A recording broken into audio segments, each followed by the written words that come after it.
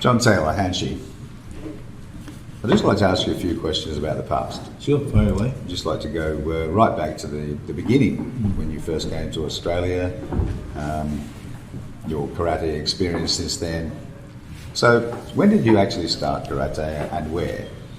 Well, I started karate, I came to Australia in 1963, and that's when it started. I'd already been doing boxing and judo, so it wasn't such a leap into karate, and it looked a bit different from what I'd done, so I started then, and there was a dojo out in Bearwood, New South Wales, where I was living at the time, and that's essentially where I started. I thought I'll go along and give it a go, but it was like love at first sight. I just loved it. You know? Just loved the karate, yeah.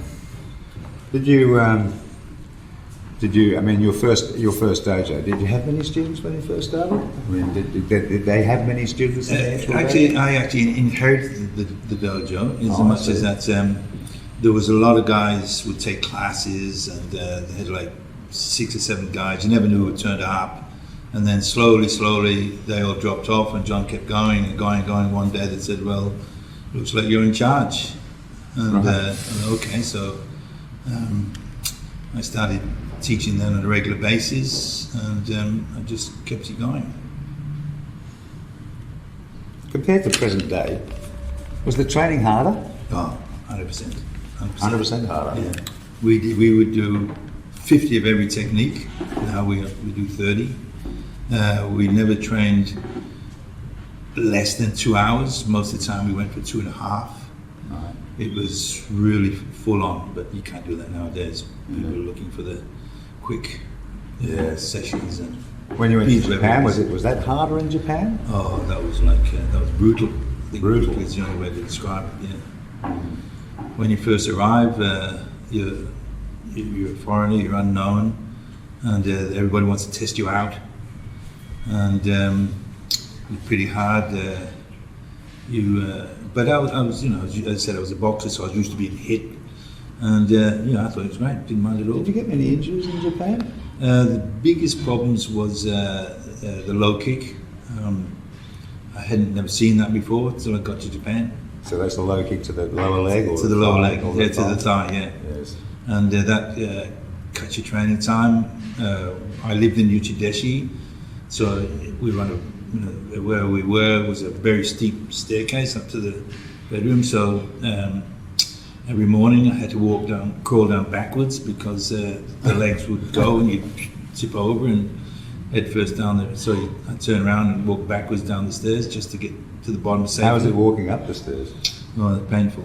Painful. Yeah. But you get used to it, and you learn to cover your legs and block against the attacks. And I was told quite a while ago that the foreigners would be subjected to having their front teeth kicked out. As a bit of a. They didn't kind of punch them out. Punch them out. Punch them out. But never happened to me. Maybe. I'll be honest, I think I'd been there so long, I got to be one of the boys. It didn't occur to them. But I was warned at the beginning, the day you're going to leave, you're going to lose 2 front teeth. But it didn't happen. Was that common? Was it common in those days? I never actually saw it, but a lot of people said it was fairly common. Yes. Right. Yeah. And there wasn't many foreigners there anyway. For the most part, I was the only foreigner there. Yeah.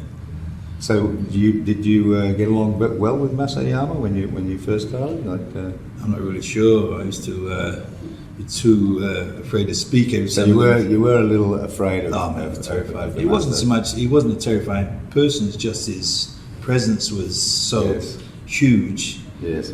You were almost frightened to speak. And he was a seriously nice guy. He was always very pleasant to me. But I was still always, even to the day he died, I was always nervous in his presence, because it's like meeting this huge personality, because he had so long in the industry before you actually came along. Yes. Right. How many students are now in Australia? under the banner of Kyokushin. Under the banner of I'm talking Kyokushin, specifically. I'd guesstimate maybe 20,000. 20,000. And how many do you think there would have been back in the day when you first started? Well, we really only had a couple of dojos, so it's pretty small. But you had big classes, I hear. We did, yeah. Mine was pretty big. I was in the YMCA, and we used to train there, and we never got less than 80 people a class. So if 80 people turned up, everybody would go, "Ooh, where is everybody?" And how has that changed since like 80 people back then? What about now? Oh, well, it's a lot of these classes are much more. But then again, there's so many karate schools around nowadays. In those days, sure, there's probably only 3 or 4 dojos in the whole of Sydney. So you want to do karate, you didn't have many options. I read sort of in the past that the dropout rate in our Yama's classes was around about 90%. Oh, yeah. How does that equate to what it was like for you? Did you have a dropout rate? Huge dropout rate, yeah, huge. But we had so many people come in, it didn't matter, you know. Would you say that's because of the physicality of it? Yeah, for the physicality, the training was really hard. What about the mental side of things? Well, I think they go together, you know. If you're not tough in the... You're not tough in the mind. You're not going to be tough in the body. You've got to have them both together. Yeah. And that goes with every sport, you know. If you're a distance runner, you've got to have it upstairs. So the early days, you actually had a business in King's Cross, I hear. Yeah, I did business in King's Cross. I used to be a hairdresser, and a lot of people smile. There's a lot of the local identities there that you probably would have remembered. Oh yeah, well, my friend Bernie Houghton was the one that actually set me up in business. Bernie Houghton? Yeah, he was the owner of the Texas Tavern and the Bourbon and Beefsteak. Right. And I was working in the city, and he used to come there to get his hair cut. And one day he said, "Well, why don't you come up to the Texas Tavern and do it up there?" Because, well, I'm sorry, Bernie, but you know, I don't have any money. He said, "Did he say, don't worry about the money?" He did, yeah. Next thing I'll go up there, and there's a whole hairdressing salon all fixed up and done. Chairs, mirrors, the whole thing. That would be surprising. Yeah, it was very nice of him. He was really kind to me. And, yeah. What's the standard in Kyokushin like for famous people doing karate? Well, there's quite a few, of course. Well, Dolph Lundgren is the one that's probably known now, and he actually used to train here. So he did? Yeah. He trained here, and trained here for quite a while. He was studying at Sydney University, and he trained here. And of course, there's many others. Sean Connery was one of them. He's a third dan in Kyokushin. Is it honorary third dan, or it was an honorary third dan? It was an honorary third dan, yeah. And did he know Oyama well? Or? He got to know him during the making of the You Only Live Twice movie. Oh, Bondi. Because most of the fighters in that was in Kyokushin. It was Kyokushin students. So, right. And all the scene where they're doing all the breaking, that's all Kyokushin guys, because they're the only one who could do that. Yes. So yeah, so he got quite friendly with Mas Oyama. How many times did Oyama visit Australia? I'm not sure.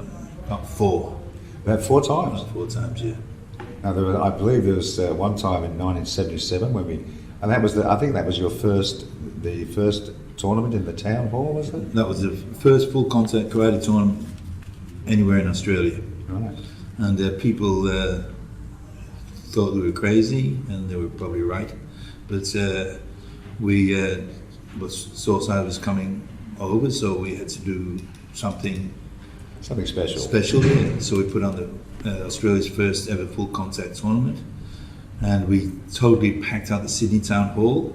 In fact, the security, the fire and security guys, they stopped people coming in here. We're selling standing room tickets only. People buying a ticket to stand at the back. I believe that Dolph Lundgren was there it was 88? 88, yeah. 88. And I think Dolph Lundgren was making a movie at the time. Yeah, he was.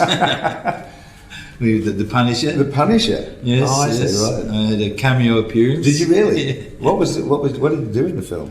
Well, apart from the rest of the stuff I did, was landed on the cutting room floor. The bit that made the movie was when I was coming up some stairs. I believe this young lady. I believe it was quite a close up on your face when you were walking up the stairs. Yes. Coming up the stairs out of the gambling casino, with this young lady. Also, you had tournaments in the opera house. Yeah, we did a lot of firsts. We had we were really leaders in. We had first. We were the only one that's been in the opera house when Sensei came out for that one as well. We were the first ones into Darling Harbour. We went to Darling Harbour complex. We had a tournament there.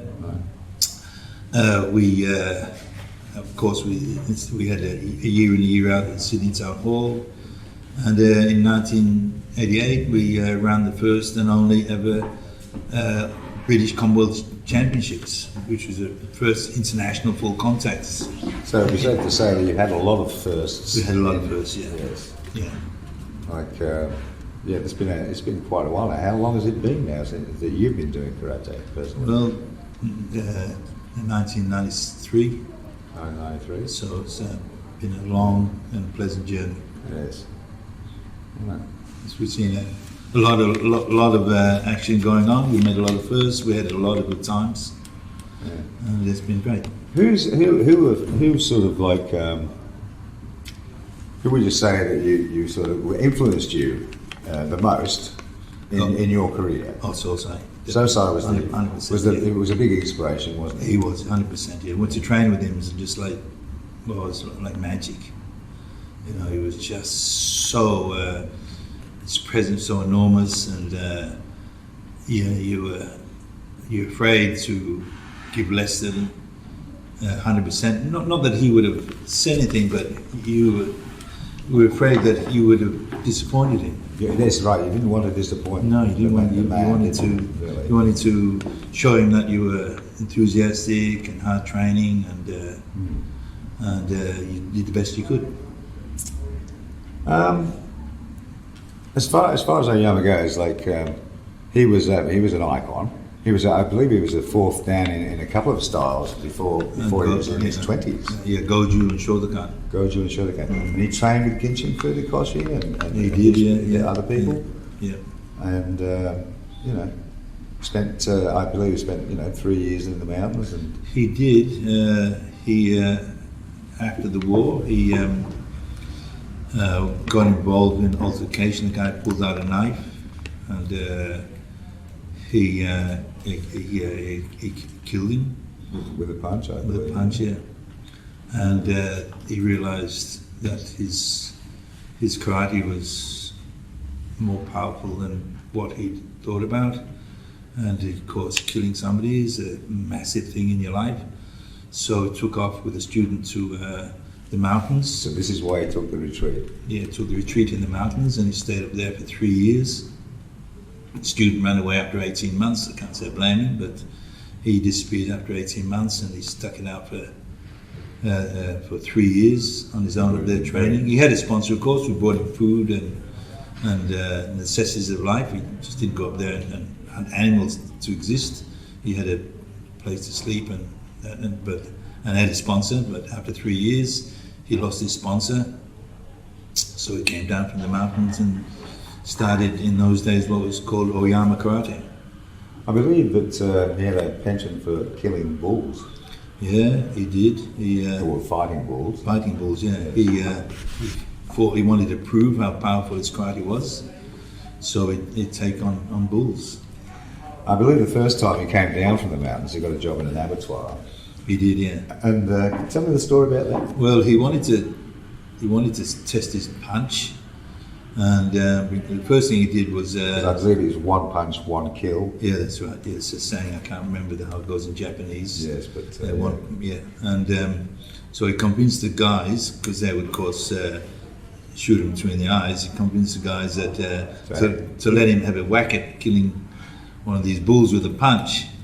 So they lined up the bull. They didn't really care. It was interesting. This idiot wants to punch a bull between the eyes.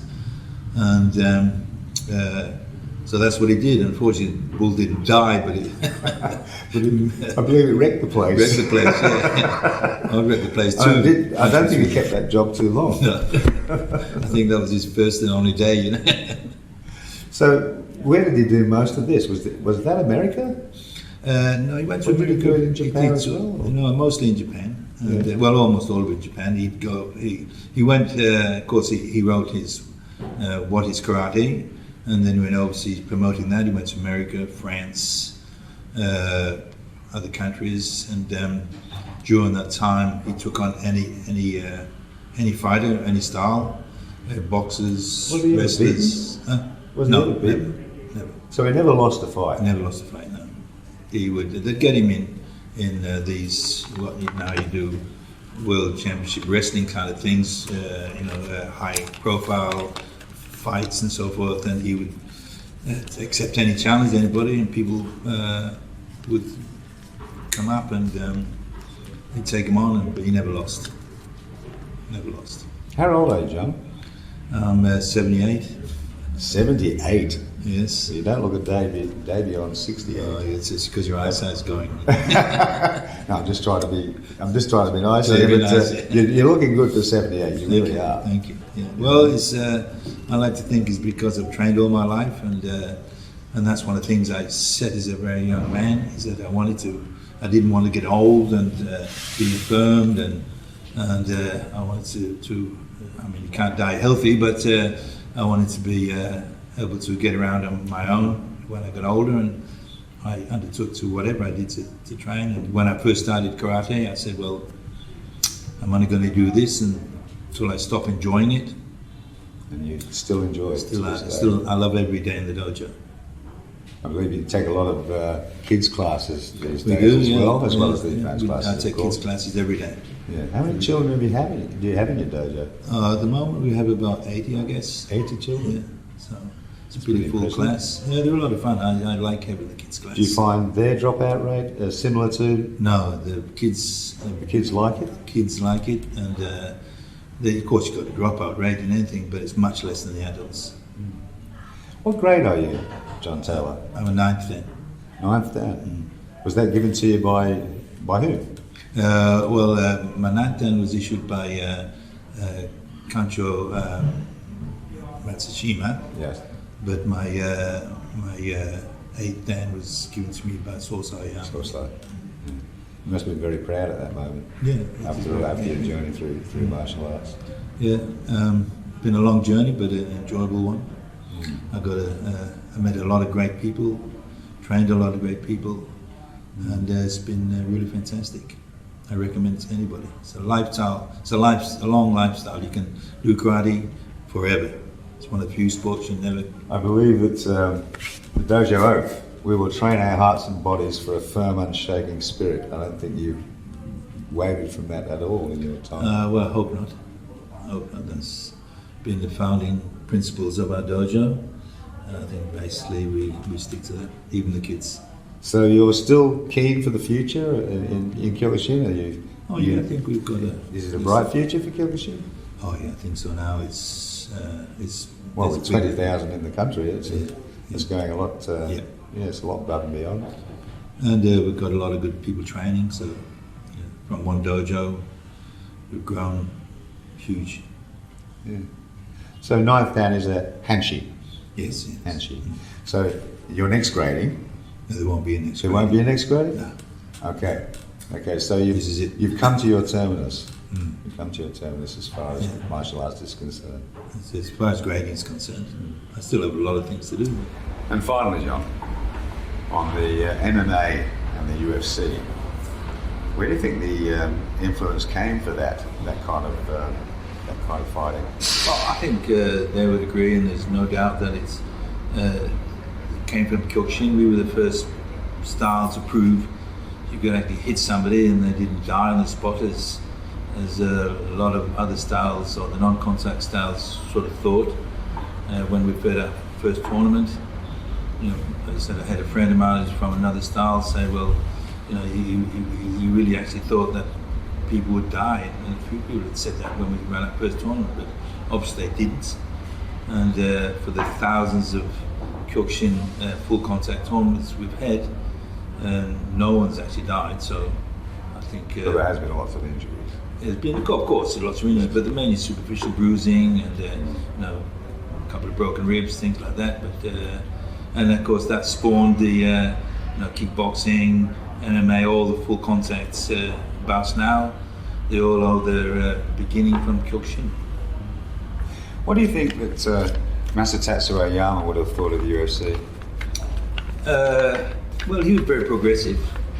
I'm not sure whether he would actually gone down that line because he wasn't a grappler, but I think he would have probably not Would agreed with it? would agree with the principle. Yeah, their style and their way, and excuse me, and we proved that it could actually be done. Well, thank you, John Taylor. Thank you, Brian. It's nice to see you. You're looking well as always. Thank you very much.